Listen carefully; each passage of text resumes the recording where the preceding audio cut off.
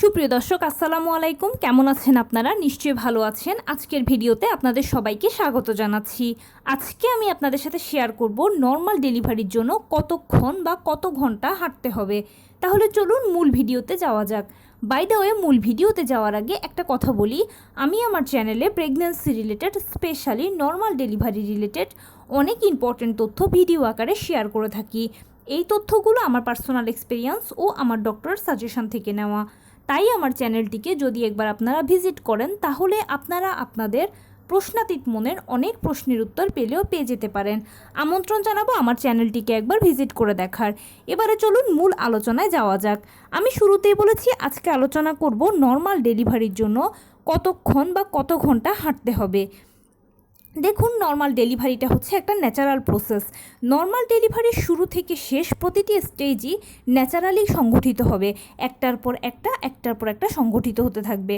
এবং এই জিনিসটা এত ভালো, প্রতিটা প্রসেস এত সহজ যে যারা প্রথম মা আছেন, প্রথমবার মা হতে যাচ্ছেন, তাদের কাছে এটা একটা ভয়ের কারণ যে নর্মাল ডেলিভারি আমি কি পারবো এটার প্রতিটা স্টেপ মানতে, বা এটা নিয়ে অনেক জল্পনা কল্পনা প্রশ্ন ভয় কত কিছু কাজ করে। কিন্তু আমি আপনাকে নিশ্চিত করতে চাচ্ছি যে আপনি যেটা ভয় পাচ্ছেন বা যত প্রশ্ন মনে আসছে, এটা কিন্তু এত প্রশ্নাতীত প্রসেস নয়, প্লাস এত ভয়েরও কিছু নয়। আপনি যে ভয়টা পাচ্ছেন এটা সম্পূর্ণ আপনার মনের ভয়। প্লিজ ভয় পাবেন না, মনে সাহস রাখুন। অযথা নয়, আমি আপনাকে রিয়াল বলছি, এটা নিয়ে ভয়ের কোনো কিছু নেই। এটা খুব সহজ প্রসেস, আপনি পারবেন। এখন নর্মাল ডেলিভারিটা যে সিজারের তুলনায় ভালো সেটা তো আপনারা সবাই জানেন, আর জানেন বলেই সবাই চান যে নর্মালে বাচ্চা জন্ম দিতে। কিন্তু শুধু চাইলেই হবে না, তার জন্য কিছু কাজ করতে হবে। প্রথমে যেটা করতে হবে বা যেটা সবথেকে বেশি প্রয়োজনীয় কাজ, সেটা হচ্ছে নিয়মিত হাঁটাচলা করা ও কায়িক শ্রম করা। এখন এখানেই অনেকে প্রশ্ন করেন যে আপু, কতক্ষণ হাঁটবো বা কত ঘন্টা হাঁটতে হবে? দেখুন, নর্মাল ডেলিভারির জন্য আপনি কতক্ষণ হাঁটবেন, কত ঘন্টা হাঁটতে হবে, সেটা টোটালি ডিপেন্ড করছে আপনার উপরে, আপনার অবস্থা, পরিস্থিতি, সময় ও সুযোগের উপর।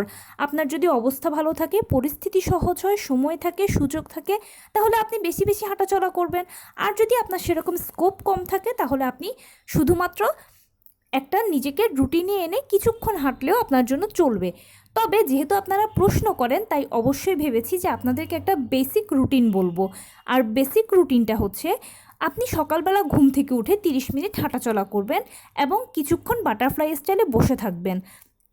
এতে যে সুবিধাটা হবে যে ওই যে সকালবেলা ভোরবেলা ঘুম থেকে উঠে হাঁটাচলা করলেন, সকালের যে বাতাসটা সেটা খুব ফ্রেশ, এটা আপনারা সবাই জানেন। তাহলে আপনি একটা ফ্রেশ বাতাসে হাঁটলেন, অক্সিজেন প্রবাহ আপনারও ভালো হলো, বাচ্চার জন্য ভালো হলো। প্লাস সকালের যে রোদটা সেটা খুব মিষ্টি রোদ হয়, সেই রোদে প্রচুর ভিটামিন ডি থাকে। আপনি প্রাকৃতিকভাবে খুব বেশি ভিটামিন ডি নিজেও পেলেন, বাচ্চার জন্য দিলেন বাচ্চাকেও। এটাই যেটা হলো যে ভিটামিন ডি তো এমনিতেই খুব প্রয়োজন আছে প্রেগনেন্সি পিরিয়ডে। প্রতিটা ভিটামিনই একটু ডাবল ডাবল হলে মায়ের জন্য, বাচ্চার জন্য ভালো। তাহলে আপনি অনেক বেশি ভিটামিন ডিটা ন্যাচারালি পেলেন, আপনার জন্য, বাচ্চার জন্য ভালো হলো। এরপরে 30 মিনিট হাঁটলেন বা 40-45 মিনিট আপনি আপনার ইচ্ছা মতো হাঁটাচলা করার পরে রেস্ট তো করবেন। রেস্ট যদি করেন তাহলে একটু বাটারফ্লাই স্টাইলে বসে থাকলেন। এতে যেটা হলো যে আপনার রেস্ট করা হলো, প্লাস আপনার পেশি সংকোচন প্রসারণের একটা ব্যাপার এখানে তৈরি হলো, সেই সঙ্গে আপনার পেলভিসের একটা ব্যায়াম হলো। আপনারা তো জানেন যে পেলভিসকে 10 সেন্টিমিটার প্রশস্ত হতে হবে নর্মাল ডেলিভারির সময় বাচ্চার মাথা বেরোনোর জন্য। আর আপনি যখন বাটারফ্লাই স্টাইলে বসে থাকবেন তখন এই কাজটা একদম ইজি হয়ে যাবে, যেটা আপনি বুঝতেও পারবেন না। আর সেই সাথে রাতের বেলা ঘুমোতে যাওয়ার আগে অবশ্যই 30, 40 বা 45 মিনিট হাঁটবেন এবং কিছুক্ষণ রেস্ট যখন করবেন তখন বাটারফ্লাই স্টাইলে বসে থাকবেন। এতে যে উপকারটা হবে যে ঘুমোতে যাওয়ার আগে খাবার যখন খেলেন তখন দুটোর গ্যাপের মাঝে আপনি হাঁটাহাঁটি করলে খাবারটা ভালো হজম হবে, আর আপনি যখন হাঁটাহাঁটি করবেন তারপরে ঘুমটাও ভালো হবে। প্লাস বাটারফ্লাই স্টাইলে বসে থাকলে ওই যে বললাম পেশি সংকোচন প্রসারণ প্লাস পেলভিসের ব্যায়াম হবে, এটা আপনার জন্য ভালো হবে এবং বসে থাকলে তো রেস্ট নেওয়া হবে। এছাড়া সারাদিনে যেরকম যা সময় সুযোগ পাবেন সেরকম হাঁটাচলা করবেন, সেই সাথে আপনি টুকটাক কায়িক শ্রম করবেন, আপনার জন্য ভালো হবে, বাচ্চার জন্য ভালো হবে। এবারে আসি, অনেকে বলেন যে প্রশ্ন করেন আমাকে যে আপু, নর্মাল ডেলিভারির জন্য নাকি এই ব্যায়াম করতে হয়, ওই ব্যায়াম করতে হয়, এইটা করতে হয়, এমন করতে হয়, অমন করতে হয়। দেখুন, আপনি যদি অনেক বেশি সচেতন হন, আপনার হাতে যদি অনেক সময় সুযোগ থাকে, তাহলে নিজেকে সেফ রেখে, সিকিউরড রেখে আস্তে আস্তে টুকটাক ব্যায়াম করলে কোনো অসুবিধা নেই। কিন্তু যদি আপনার হাতে সময় সুযোগ না থাকে বা মনে করেন যে না ব্যায়াম করলে যদি পিছলে যাওয়ার বা ব্যায়াম করলে যদি কোনো ভয়ের কোনো শঙ্কা থাকে, তাহলে সেক্ষেত্রে শুধু হাঁটাহাঁটি করলে আর টুকটাক কায়িক শ্রম করলে হবে। সেই সাথে শুধু একটু বোনাস যোগ করে দেবেন লো কমেট ইউজ করাটা। লো কমেট মানে হচ্ছে ফ্লোরের সাথে অ্যাটাচ যে কমেটগুলো সেগুলোকে লো কমেট বলে। বর্তমান সময়ে অনেকে লো কমেট ইউজ করি, কিন্তু আবার অনেক জায়গায় ফ্যাশনবশত হাই কমেটও ইউজ করা হয়। কিন্তু প্রেগনেন্সি পিরিয়ডে হাই কমেটের থেকে লো কমেটটা যদি ব্যবহার করতে পারেন তাহলে এটা আপনার জন্য খুব খুব খুব ভালো হবে। এটা স্পেশালি পেলভিসের একটা স্পেশাল ব্যায়াম হয়ে যাবে। আর এই বাচ্চার মাথা, ওই যে বললাম 10 সেন্টিমিটার মাথাটা আপনার পেলভিস দিয়ে বেরোনোর জন্য পেলভিসের সংকোচন প্রসারণ প্রয়োজন। লো কমেটটা এই কাজটাকে এতটা সহজ করে দেবে যে আপনি শুধু ডেলিভারি টেবিলে এটা ভালো বুঝতে পারবেন। বাস এতটুকুই যদি করেন তাহলে কিন্তু নর্মাল ডেলিভারির জন্য আপনার প্রিপারেশন হয়ে যাবে। আর এছাড়া বিশেষ কোনো কিছুর প্রয়োজন নেই, শুধু অবশ্যই নিয়মিত হাঁটাচলা করবেন আর টুকটাক কায়িক শ্রম করবেন, হয়ে যাবে।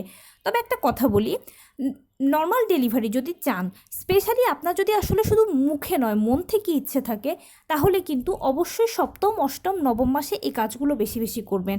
কেননা মোটামুটি 6 মাস পর্যন্ত একটা বাচ্চা তৈরি হয়ে যায়, আর 7 মাস থেকে বাচ্চারা ডেলিভারির জন্য প্রস্তুতি নিতে শুরু করে দেয় এবং শরীরও তখন থেকে প্রস্তুতি নিতে শুরু করে দেয়। পাল্লা দিয়ে আপনাকেও প্রস্তুতি নিতে হবে। আর প্রস্তুতি হিসেবে প্রধান ও গুরুত্বপূর্ণ প্রস্তুতি হচ্ছে হাঁটা চলা করা ও কায়িক শ্রম করা। সপ্তম, অষ্টম, নবম মাসের দিকে এই কাজগুলো বেশি বেশি করবেন।